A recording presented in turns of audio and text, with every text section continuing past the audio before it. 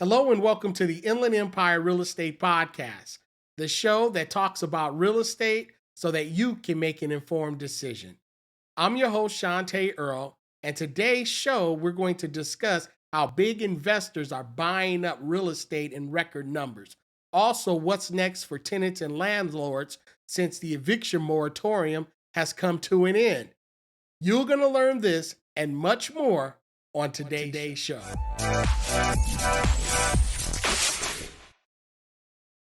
Welcome back to the Inland Empire Real Estate Podcast. This show is sponsored by Lifting Dreams Institute. Lifting Dreams Institute is a company that helps small businesses and entrepreneurs create online products for their ideal customers. Visit Lifting Dream Institute on Facebook, Instagram. Also, their website is liftingdreaminstitute.com. My name is Shantae Earl, your host, and today we will be going in details on what's happening with these big corporations as they're going out buying property in record numbers. We'll also discuss what's next for tenants and landlords since the eviction moratorium has come to an end.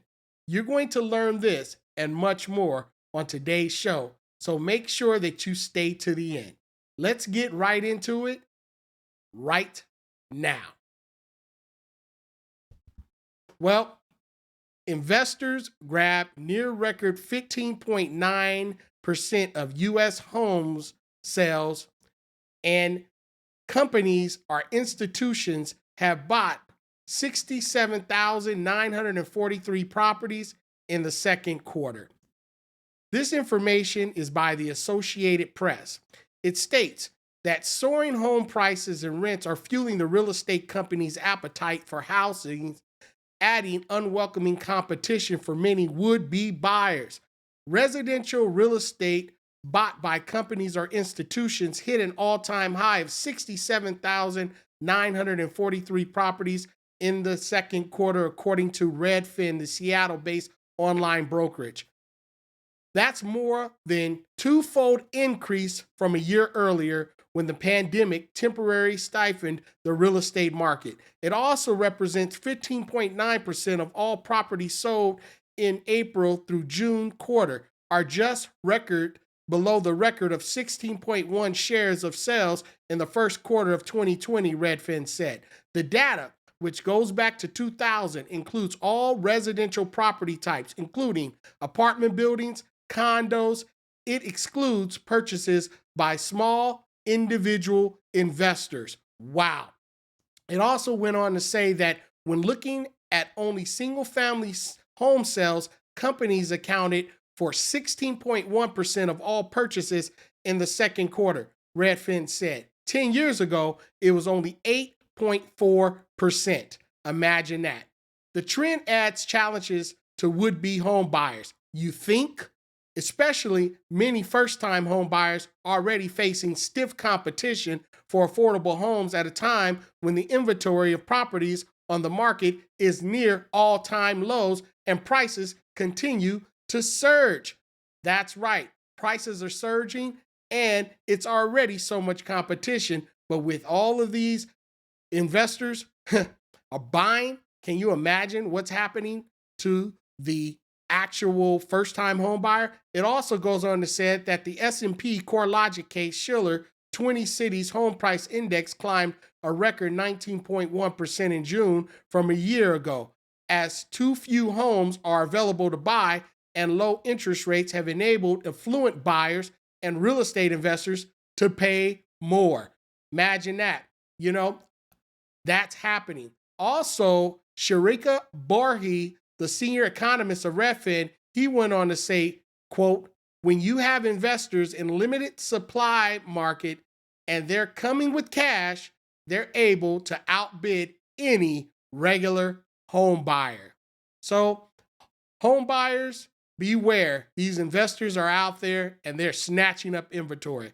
It also went on to say that real estate investors' impact on the market for single-family homes is being particularly felt now because competition has grown so heated that homes often sell within a few days. Also, it goes on to say, quote, homes aren't staying on the market very long.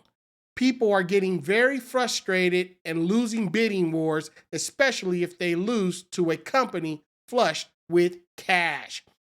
Real estate investment trusts and other companies have traditionally owned apartment buildings, but the housing bust of mid 2000s helped usher in a wave of Wall Street investment in previous owned single family houses. Now, investors' funds like the Goliath Blackstone Group bought up thousands of foreclosures and distressed homes. Many of these properties were converted to rentals. And even though the housing market has more than bounced back since then, a dearth of homes for sale and surging demand for rental housing has motivated Wall Street to stake its investments on the rental single family homes rather than selling them during market thirsties for inventory. Blackstone Group, which spun off a single family home rental company, Invitation Homes, in 2017 in June is now ready to buy Home Partners of America, which buys, then rents out homes. For some would-be home buyers frustrated by the priciest housing market in decades, renting a house is the next best thing, and that's helping drive up rents, which jumped 7.5% nationally in June from a year earlier, according to real estate data firm CoreLogic. Not all real estate companies are in the business of renting houses. Many flip homes they buy, and there are so-called iBuyer companies like Zillow, Redfin, Open Door, which buy homes, typically from sellers who want to sell their homes quickly and then put them back on the market. Still, national investors bought more homes than they sold in the first half of this year, according to the data from Realtor.com. It also goes on to say, quote, by Daniel Haley, in the early months of the pandemic, they were adding to inventory, and it was also the case through the spring and early summer months of 2019. But in general, throughout most of the data history, we've seen more investor buyers that we have investor sellers, said Daniel Haley, Realtors.com chief economist. The competition would-be home buyers face from big real estate investors is something the Biden administration is hoping to mitigate as part of the broader initiative aimed at addressing the housing supply shortage and reducing price pressure to the housing market. Last week, the White House said it was ordering Federal Housing Finance Agency give buyers and nonprofits a 30-day exclusive window to make offers on more than 12,000 homes that failed to sell in auction. Ladies and gentlemen, we are in a crazy environment. Institutions, as you can see, are going out buying properties when the first-time home buyer, the people who are just starting off in this great American wealth building strategy, they are falling short because big banks and big companies with big bank accounts are coming in, snatching up inventory. This is something that definitely has to be dealt with. If you have been dealing with this situation, I want you to leave a comment. Let me know your thoughts on this subject. Let's get right into it. The next subject, what's next for tenants, landlords as eviction moratorium ends? Well, a lot is next, and we're going to talk about that right now. A $5.2 billion rental assistance program and 6 more months of tenant protections are expected to keep most renters from losing their homes. Well, that's good news, but what about the big corporations, as we just read, that are buying those properties that are increasing the rents yearly on these tenants that are literally pricing us out of the market? And many tenants are facing a serious dilemma within the coming months. This article was written by Jeff Collins of the Orange County Register. It says, after 18 months of political battles, lawsuit, court edicts, and compromises, one of the biggest chapters in the coronavirus pandemic is ending today. Well, this was back in September 30th. The expectations of statewide eviction ban is in effect since the spring of 2020. Also, it says, while a cloud now hangs over thousands of still out of work renters, the end is welcome news to landlords who believe the state forced property owners to support part of the public safety net. Such an extreme measure was necessary to contain the spread of COVID-19 to prevent a new wave of homelessness among displaced workers, state and local leaders argue. Tenants who lost their jobs due to business closures bore no responsibility for their financial distress, they said. Yet, the expected eviction ban to last so long, the moratorium first was set to expire the summer of 2020 in January and then in June. Then it goes on to read, after the 3 extensions, the decisions to let the ban expire now shows leaders believe the risk of an eviction cliff has lessened thanks to the $5.2 billion rent relief programs for low-income tenants. Further tenant protections remain in effect for rental assistance applicants for another 6 months. Nevertheless, it's likely thousands of renters will face the threat of losing their homes, and many landlords will get stuck with thousands of dollars in unpaid rent owed by tenants who have vanished or lack of the means to pay. Quote by Tom Banney states, under the moratorium, thousands of property owners were forced to provide month after month of housing without compensation. Tom Bannon, Chief Executive Officer of California Apartment Associates, said in a statement. Now, he states that the same law has left many of these owners unable to get financial assistance. We want to close the gap. Well, we just read in our last article who the majority of these owners are, big corporations. Here's a look back at the moratorium and what's next. In this thing, it says, A, if a tenant don't pay full rent starting in October, regardless of the reason, they can get evicted. If they haven't paid at least 1/4 of the back rent owed over the past 13 months, tenants also face the risk of eviction. But several tenant protections remain in effect. Tenants cannot be evicted through March 31st if they have a complete an application for emergency rental assistance. Landlords must apply for rental assistance before filing for an eviction based on the tenant's failure to pay. Well, that's some help. What did the state moratorium do? That was a question asked, and here was the answer.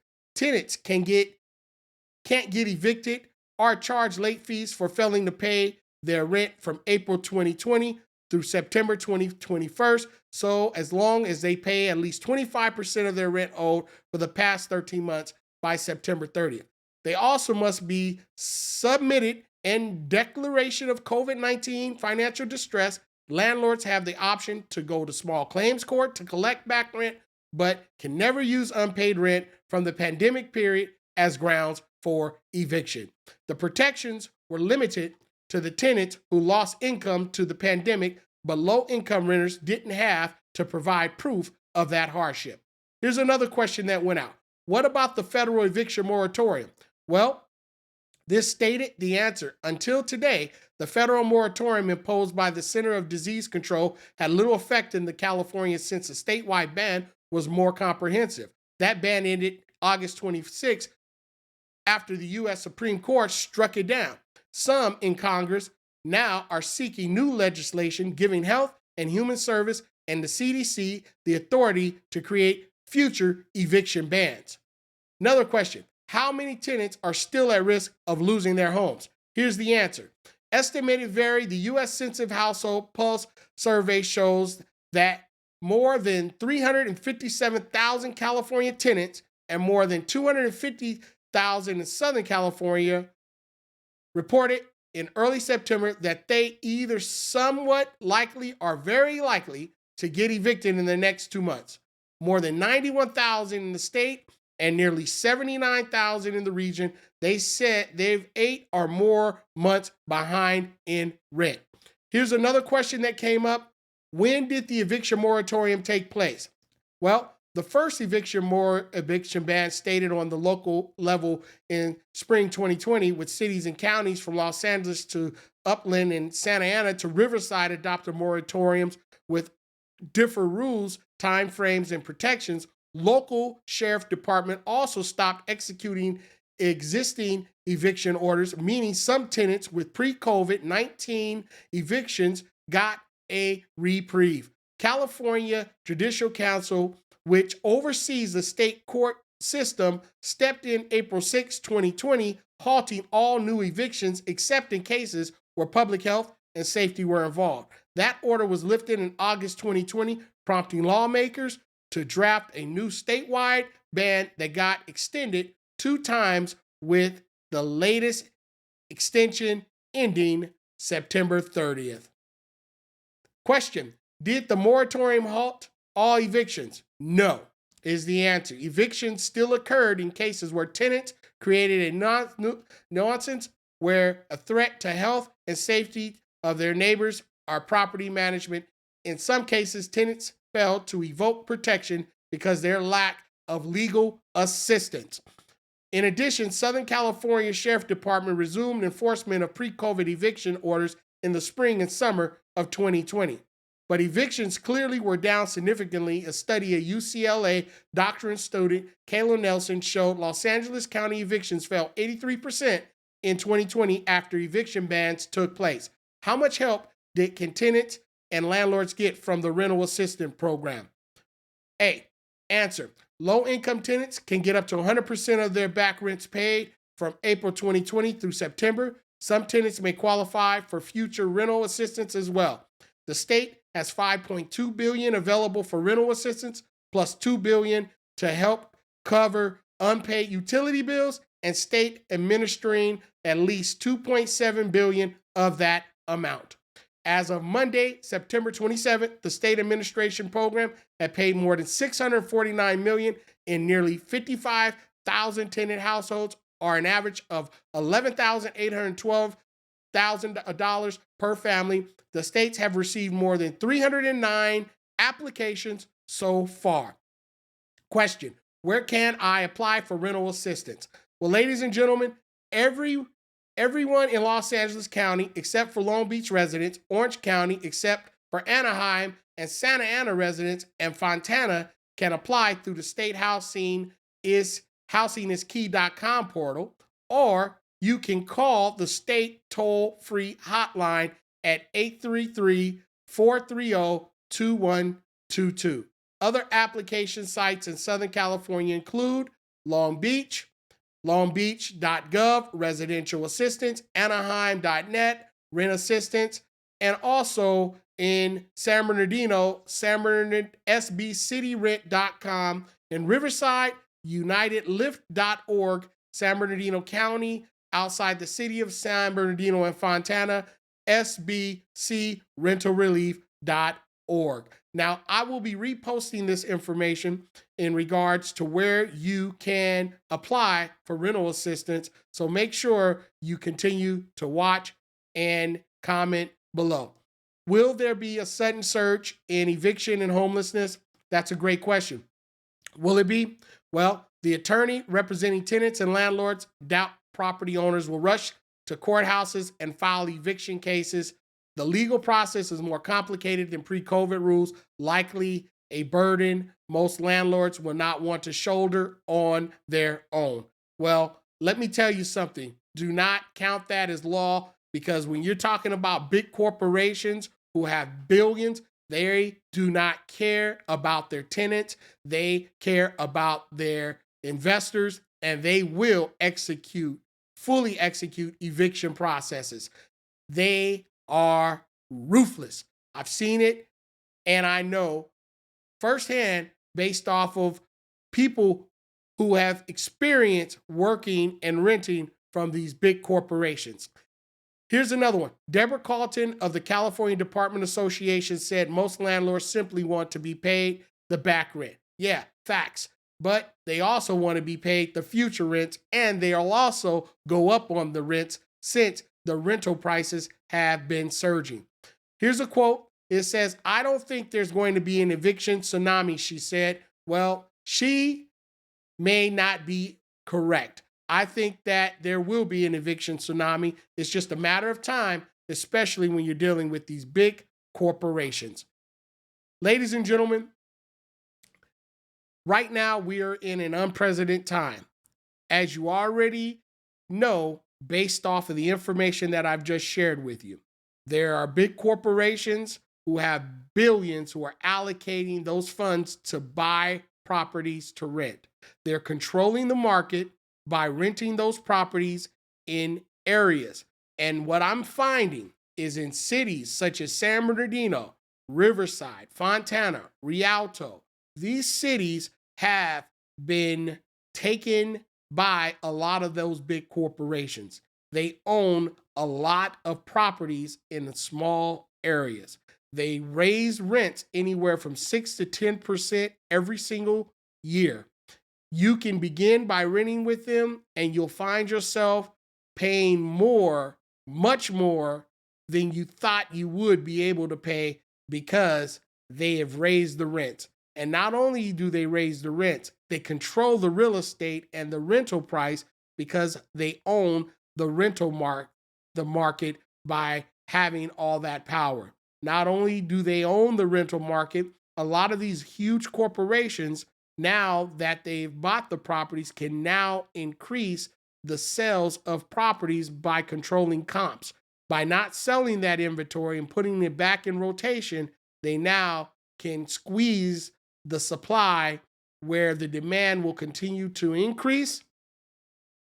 And those of you who are first-time buyers, those of you who are looking to move up, those of you who are new investors looking to get in the game will find yourself paying much more than you would have paid if these institutional investors had never came into our cities and started buying properties at the rate that they have been purchasing. This is a very serious issue. I believe many of you may not necessarily be aware of it. Those of you who may know something about it, please share any info that you may have. If you have a comment on this podcast, if you like the information being shared, make sure that you subscribe, hit that like button, that notification button at the top. This podcast will continue to go on every Monday, so you will have a new episode every Monday at the Inland Empire Real Estate Podcast. I thank you again. My name is Shantae Earl, the host of the Inland Empire Real Estate Podcast. In this show, we talked about how big corporations and companies are buying real estate at record levels. We've also discussed some of your options when it comes to evictions and the moratorium, which has now ended. There's also information that I will be posting in this show or on this page about how you can go out and get some help if you're one of these individuals who are facing eviction. I want to thank you again for spending some time with me this evening. Thank you for watching. Make sure you like and hit that subscribe button. Thanks again, and for joining me at the Inland Empire Real Estate Podcast. Thanks again, and see you on the next show.